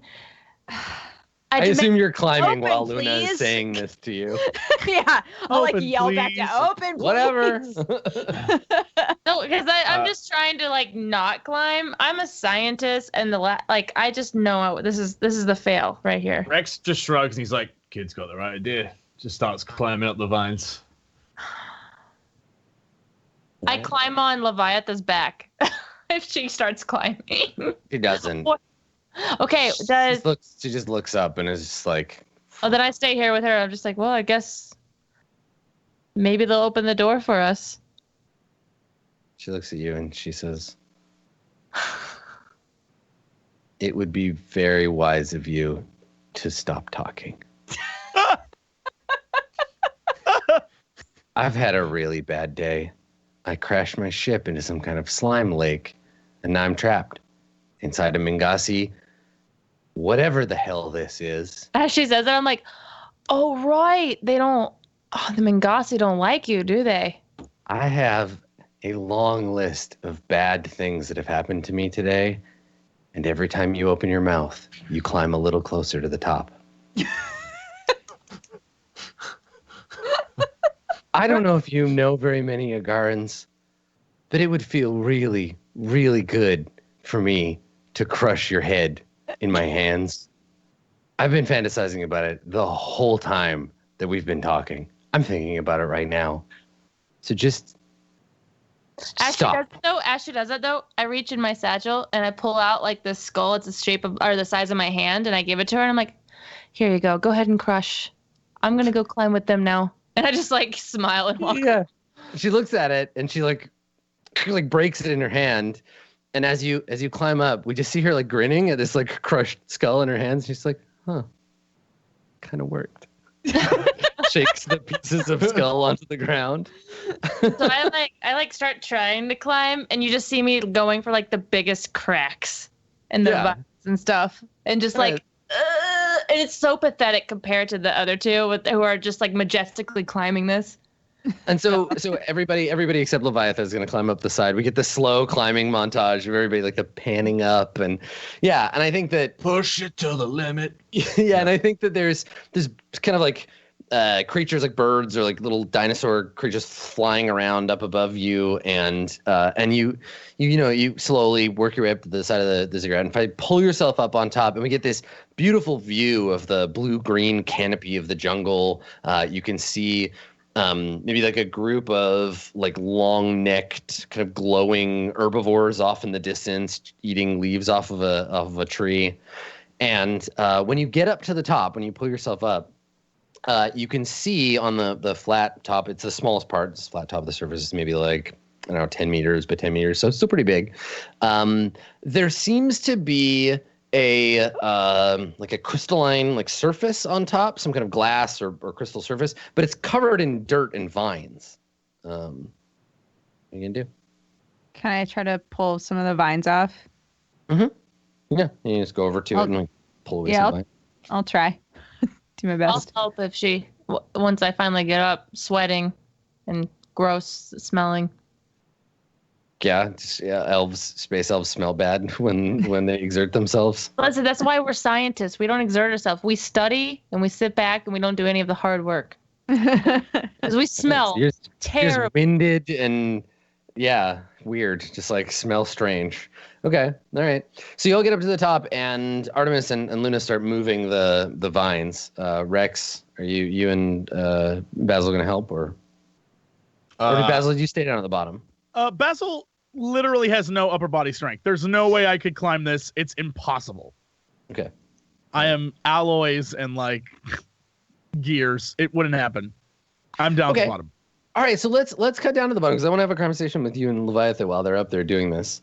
So Leviatha, you catch her staring at you. And she's kind of like eyeballing you. And you look over at her.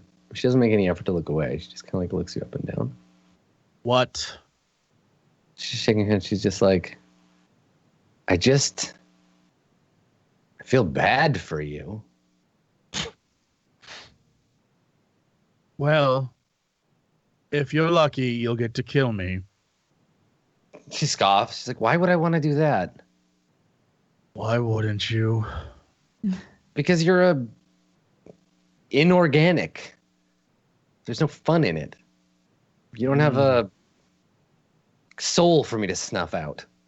Basil smiles and he's like, the more you talk, the more I like you. She laughs and she's like, you are a strange sex robot. And he's like, you are a strange organic.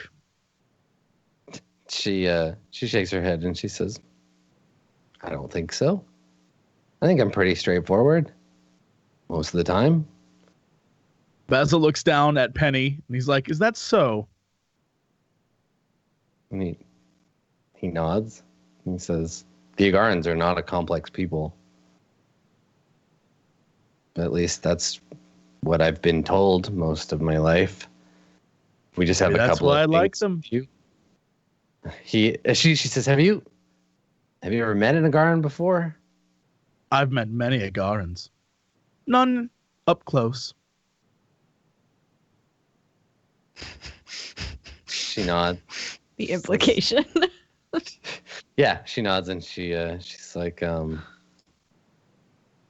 she just made a mess out of you, huh? She makes a mess out of a lot of things.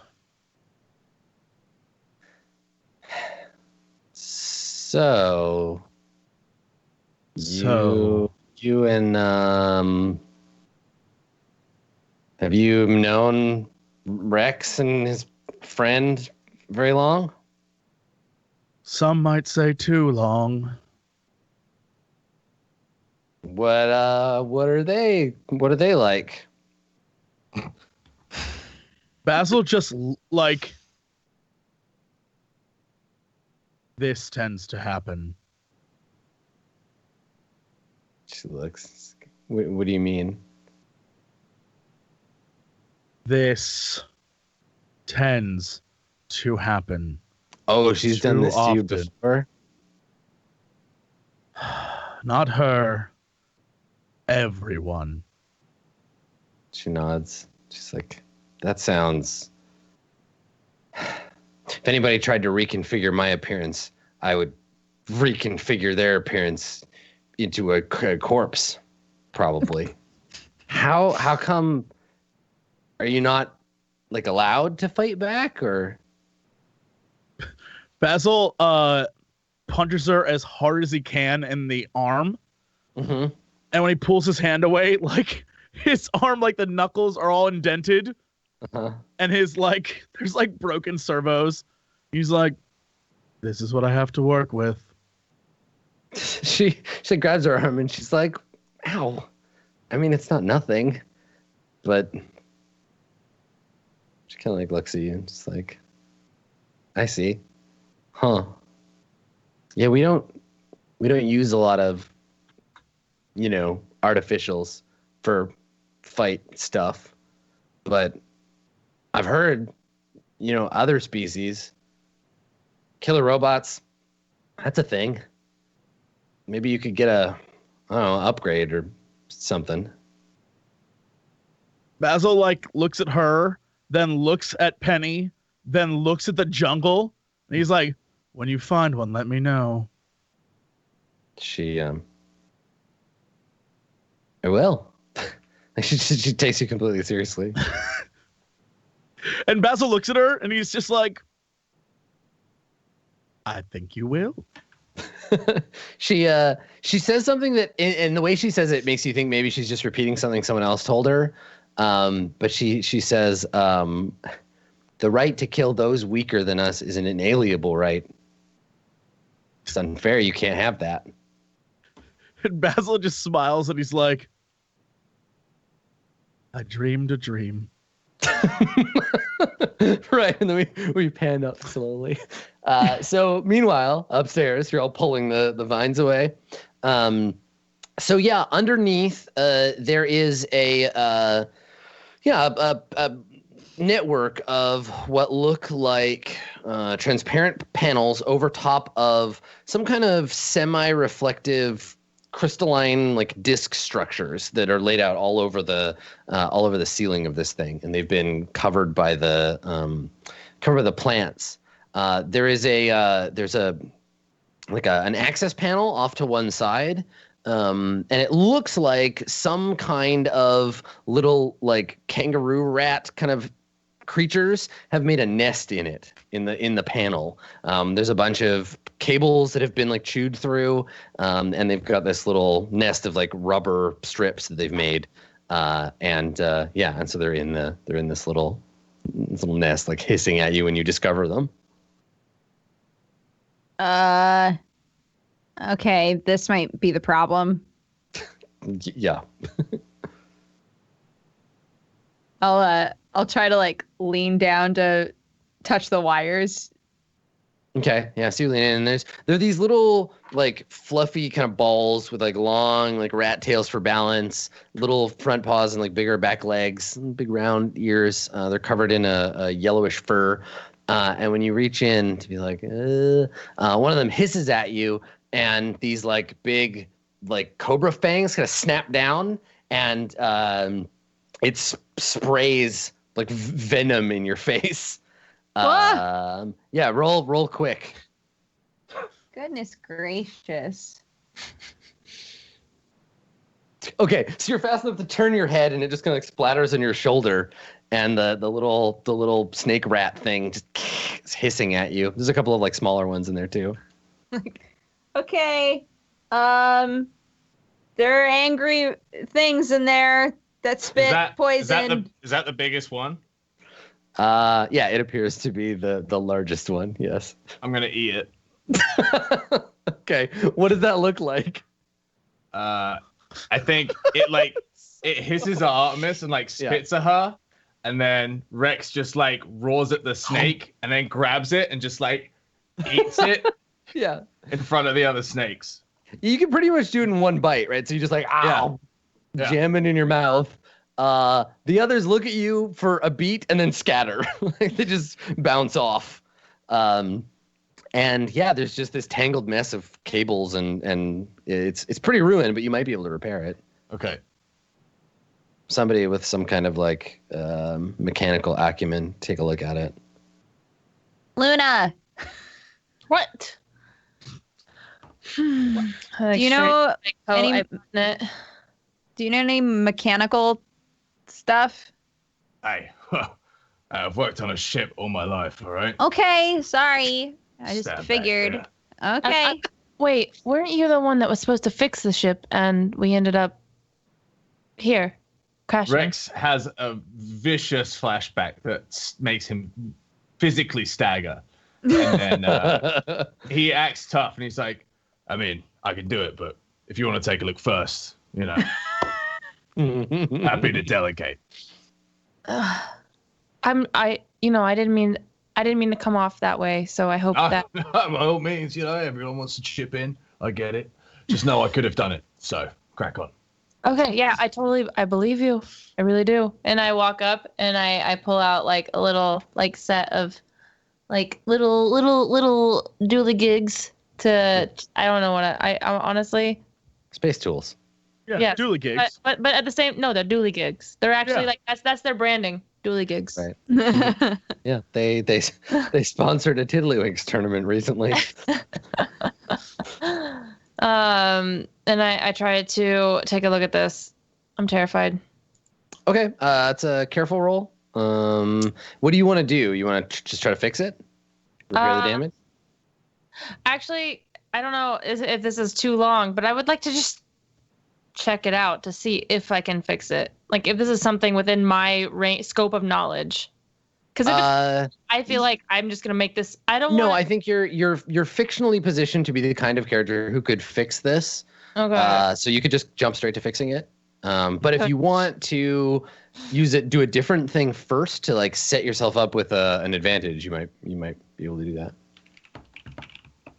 Or you can just go for it. No, I'll just try to fix it. That's what I was asked to do. Okay. So, Yeah. I'll go along with it. I mean, here we go. Careful. Okay. Boom! Look at that. You got a 3. You did it. Yeah. You didn't throw the roll even a little. I didn't even sweat. So so you get in there and there's some sparks. Time passes. You've wired all this stuff together, and then you're like, I think we just get that like, and you like close the thing. And there's a button next to it inside the panel. You just need to hit to test it to like see if it'll Where I reactivate. turn around and I go and I belch and I go, I'm a genius, Rex. You know how hard it is being a genius, Rex? I'm kidding. I'm Rex. Anyway, I open it. Okay. So you're gonna press the button. So much disappointment on Adam's part, I feel like. And just okay. Great. No, it was great. Terrific. All right. So you hit the button, and the there's a lurch, right? The whole thing kind of like the whole roof shakes slightly, to the point where down below, like Basil, you and Leviathan kind of like look up because the thing has moved. There's a sudden sound, and the panels that you were standing on start to glow slightly as the crystal surface kind of reorients itself. So they move around a couple of times, kind of getting calibrated. They stop, and there is a pulse that it gives off, a kind of high pitched like thum sound. And from one of the other planetoids, we cut back to seeing the 3 of them kind of moving around the sun. But from one of the other ones, we see a blue line like lance out, maybe from the ice one, and it lances out and it comes down, and you see it. It's the size of the whole top of the ziggurat, and suddenly you're bathed in this column of light that just like drops over top of the ziggurat, and the outside walls of the ziggurat start to open along the outside, kind of like at the end of Fifth Element when they put the match on the little box and it kind of like this thing starts to slide open. It looks kind of like that. So there's a sliding sound and it like opens up, and all of these surfaces start to glow, and the front door above it lights up, and it seems like the ziggurat is activated now. It's awake. Okay. The group of you that are on the roof, your clothes are all like flapping. There's wind essentially as the energy is coming down, and so you're all kind of like standing in this high breeze as it pushes the air away, and you're bathed in like this brilliant blue-white light from above, this column of light. Are we able to start descending? Mm-hmm. Is there like a clear path still? Okay. Mm-hmm. Yep. Yeah, you can start to climb down. Cool. So you do. You climb down, and where are you going to go from here? You all get back to the bottom. Did the giant I guess you get to the open? bottom, and Leviathan says to you, Artemis, "Are you okay? What happened up there?" Oh, we just fixed a thing, and I guess it's working. She looks at it and she's like, "It seems a lot more fixed than it was before." I'll like go over to the door and try saying "open" again. So you walk up to it and you're like, "Open," and nothing happens. Oh, come on.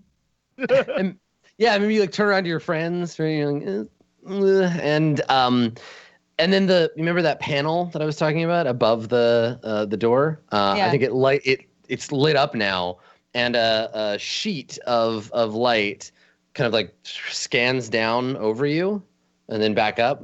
And then you hear the full sound of that horn fanfare. And it's you recognize it because you've heard it before. It's the opening notes of the like Mingasi, essentially the national anthem, the imperial anthem. And so it plays a few notes of that in this very regal sounding brass instrument noise. And then there's a shaking, and the door cracks open for the first time in who knows how long. Dust falling down from it as it slowly slides open. The ziggurat lies before you. All right. Did it. Mm-hmm.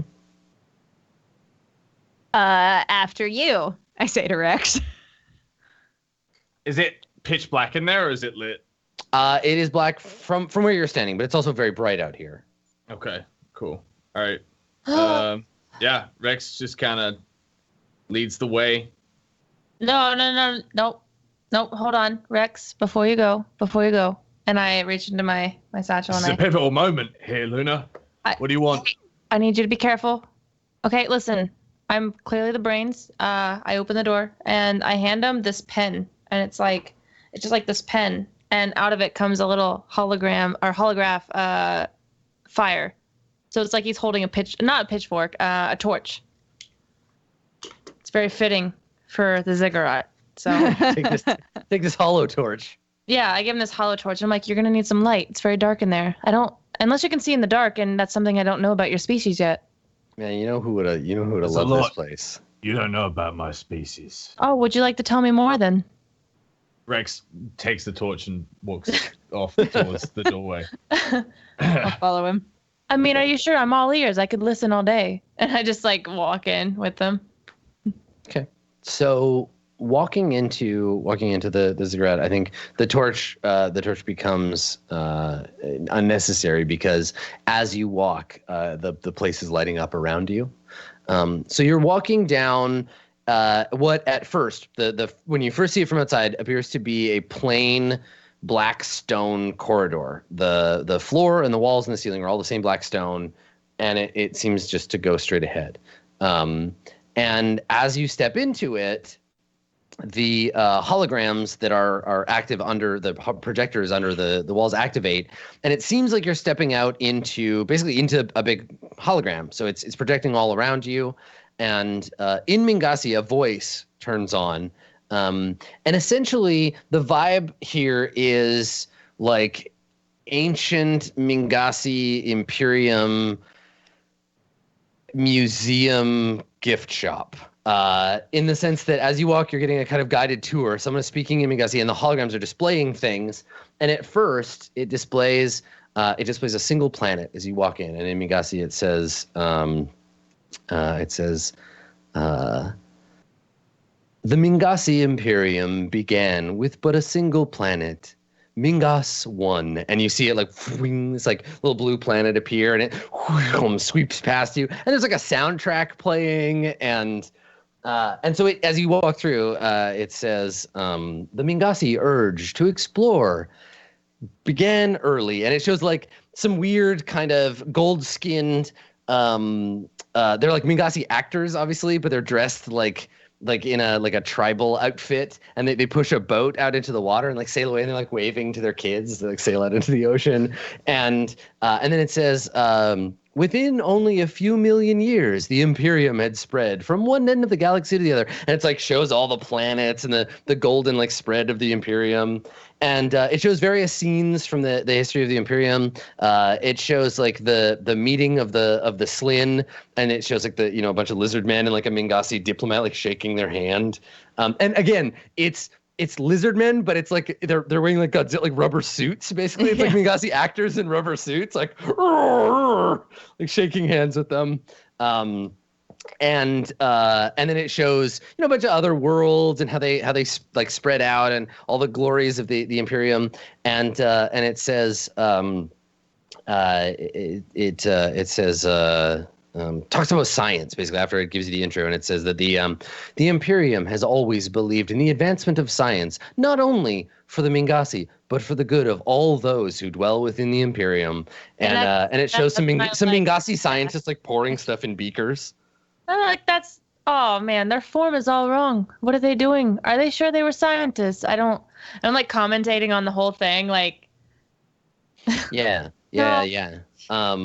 And so it says, in an effort to better serve as the galaxy's wardens into the future, the Mingasi improved upon the most important thing that they could find, themselves. And it shows like basically the Vitruvian Man, but it's a Mingasi and it like spins around, and it's all very like, this is how great we are, and this is the thing. And as you approach the end of the hallway, the voiceover says, you now stand in Xanadu, one of several Mingasi scientific facilities spread throughout the galaxy.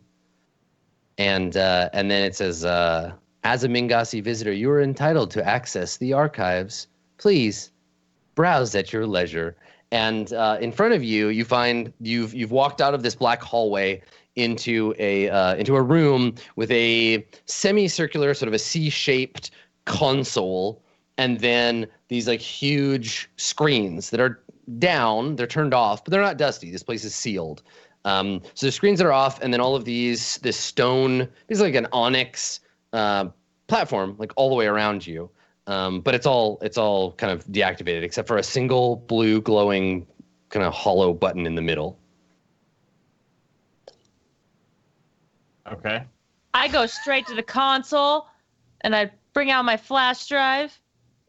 So there's nowhere to like plug into it. It's just like a big display. No, but I download all of it.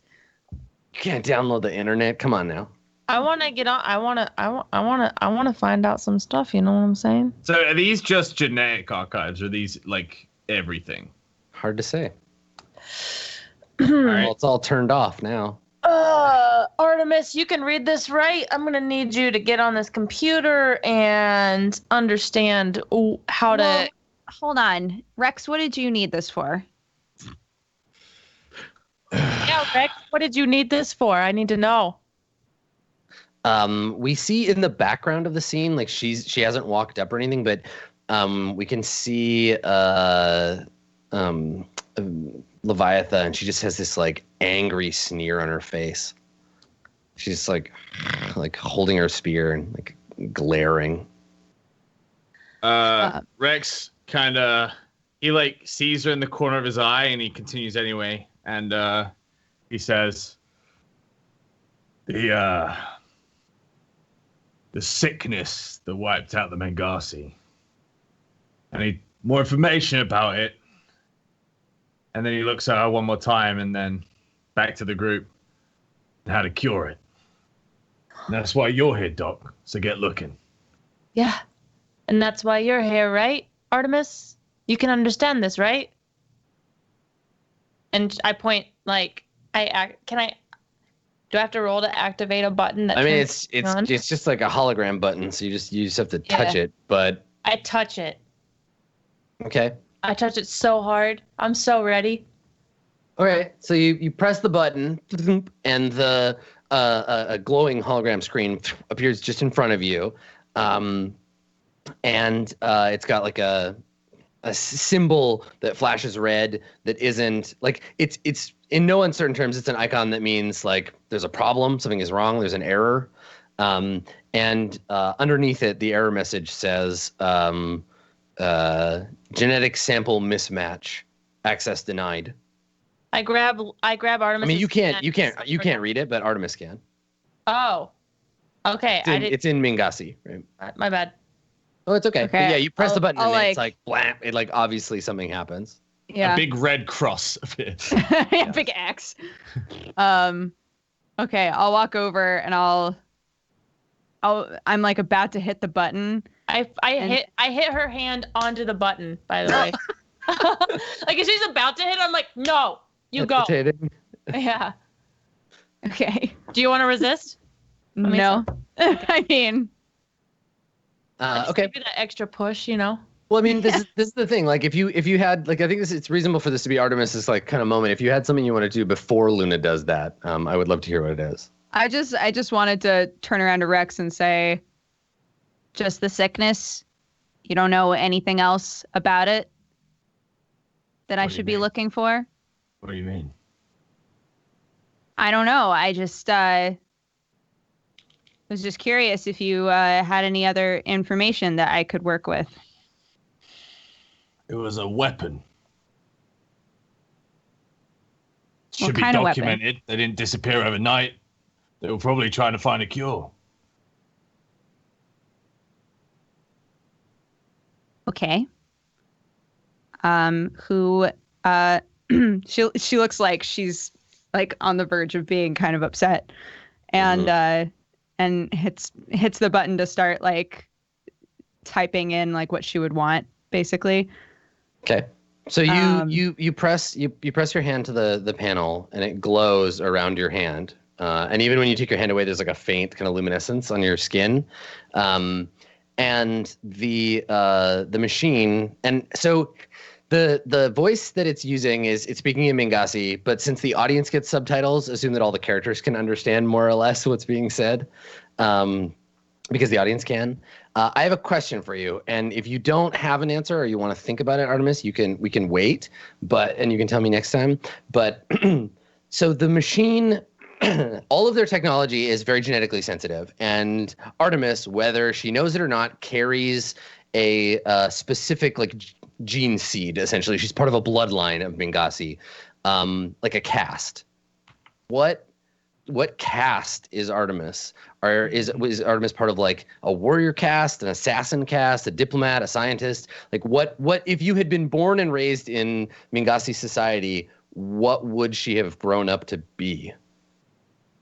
I have no idea. Okay, all right. So we'll maybe this is where we end. Maybe you put your hand on the machine, it scans you, everything comes to life, and we just see the light glowing on Artemis's face and the screen reflected in your eyes, and then we cut to credits, and you can think about it for next time. Okay. Because that's important. It'll interface with you differently depending. Cool. Ooh, I'm excited. Yeah. Yeah, I like that moment because for folks who may have forgotten or missed what Dudder was doing there, Artemis knows that it's Rex's fault that all this stuff happened to her people. Or that Rex was the catalyst to make it happen. Yeah, and we haven't Had nothing to fucking do with Rex. Okay, well let me clarify. Artemis was told Alaxatronians at the Alaxatronian embassy to wipe out the Mangasi, and then they made a kid who happened to be in my crew who activated it. All right, Rex didn't do anything. They made a weapon to wipe out They wiped out more than just. Technically, it was my character that wiped him out. Technically. Yeah, that's the kid. It's fine. It's totally fine. Awesome. All right. Well, so you can think about it, and we can talk between episodes if you want to figure out Okay. what Yeah. your genetic cast would have been. Cool. All right. Let's do some shout outs, and we'll go record that Patreon video. Luna, why don't you start us off? I'm Pickle Rick. My name is Pokket. I've been having a blast. I've been trying to get more into character. My mad scientist. It's definitely, I feel like, and people can disagree, maybe we can talk about this later. I feel like I'm changing it up a little bit, trying to play a different type of character. So I've been having a lot of fun with it, and a lot of people have been giving me a lot of feedback. I don't know a lot about science. I'm not gonna lie. I try really hard, but I'm more of an English major type person and making up shit as I go. So, anyway, thanks for tuning in. I had a blast, and see you next Monday. Yeah, I think so. Yeah. Soon to be game master extraordinaire, Jess Cox. Why don't you shout it out for us? Yeah, hey guys, as usual, always thrilled to watch this go down and be a part of whatever insanity is thrown our way. This is always a fun time for me, and I enjoy being a part of it. So all my information is on the screen. It's all there. If you care enough to find me, you can do it. Thanks. This is a blast. Fantastic. Sam? Hi guys, I'm Sam. You can find me at twitch.tv/Strippin playing games this week. We're playing Monster Hunter Double Cross, which is a Japanese Monster Hunter release, to get ready for the beta this weekend for Monster Hunter World. So that should be a lot of fun. And we might do a little bit of WoW too. I don't know. I'm on the cusp. Wow. Got some friends that started playing again. So You saw me playing the other day and had like a moment. Yeah, I You had a moment. moment. I was so confused why you were playing. Yeah, but yeah, I love the show as always. Thanks for having me, and I'll see you next week. Fantastic. Thank you very much. And straight out of friendship jail, it's Dodger. Hi guys. You can find me at DexBonus on pretty much everything. And yeah, I love doing this show. I think Artemis is a fun character to play. And yeah, I thought season 1 was a blast. I think season 2 is a blast so far as well. So yeah, if you haven't watched all of the other episodes and you're like, I'm confused, but I dug this, you should watch them. Mm-hmm. Can only end well. Excellent. Cool. Well, thanks for coming, everybody. I am Adam Koebel. You can find me at twitch.tv/Adam Koebel or on Twitter at Skinny Ghost. I'm going to be back tomorrow night. I'm going to be running Court of Swords, which is a 5th edition Dungeons and Dragons show that we've been running for 50 odd episodes now, and we're in the middle of a really fun, cool arc. So if you want to check out some more roleplay right here, you can do so tomorrow. Otherwise, we'll be back next time with more Nebula Jazz. I'm just finishing off the community Q&A, so I'll tweet that out when we're done, and I'll put it in chat while JP's doing the rundown. We're gonna go and record a Patreon video, and that's it for us for this week. See you next time. Bye, everybody. Thanks for coming. Bye.